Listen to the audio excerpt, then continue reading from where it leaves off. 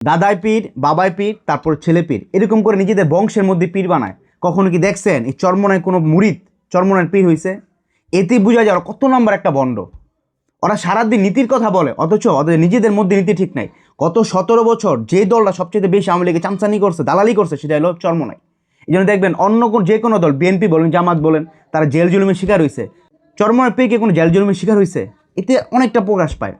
জাহাজে করে জান্নাতে নিয়ে যাবে, এই ধরনের কথাবার্তা বলে যেরকম একদল অজ্ঞ মানুষকে মুরিদ বানাইছে, ঠিক একইভাবে নির্বাচনের আগে যে তার হাত পাকে ভোট দিলে নবী ভোট পাবে, তার দেশে ইসলামিক শরিয়া আইন চালু করবে, এই ধরনের কথাবার্তা বলে তারা ভোট নেওয়ার দান্দা করতেছে। শরিয়া আইন কি এতটা সহজ?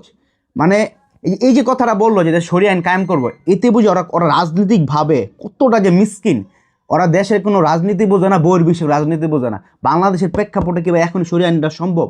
এটা বা একটা সিস্টেম পাল্টাতে হবে, এছাড়া কখনই সম্ভব না। কারণ পুরো বাংলাদেশটা আমরা একটা গরিব একটা দেশ, এটা বাংলাদেশ একটা অনুন্নত দেশ, অন্যান্য দেশের উপর বাংলাদেশে নির্ভর করতেছে।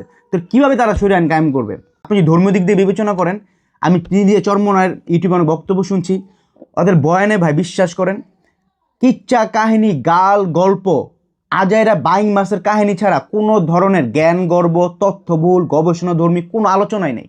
মানে কোনো শিক্ষিত মানুষ যারা সচেতন, ধর্ম সম্পর্কে সচেতন কোনো মানুষ ওদের মুরিদ হতে পারে না। ওদের বয়ান নষ্ট, বয়ানটা সম্পূর্ণ সময় নষ্ট। ওনার বয়ান শুনে আমার মনে হয়েছে কোনো আলেমের কাতারই পড়ে না।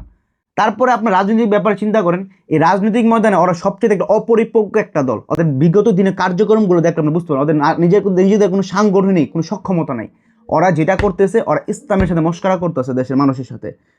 চরমনা যদি কখনো মনে করেন, কখনো যদি কোনো কারণে, যদিও যাওয়ার সম্ভাবনা খুব নাই বললেই চলে, চরমনা যদি কখনো কোনো কারণে যদি ক্ষমতা যায়, ওরা আর কিছু পারুক বা না পারে, ওরা দেখবেন অন্য মতদর্শী যে মসজিদগুলো ওরা ভেঙে ফেলবে। ওরা হলো এই দল করে, ওরা হলো একটা উগ্র দল। তো ওদেরকে বয়কট করেন যে কোনোভাবে হোক। আসসালামু আলাইকুম।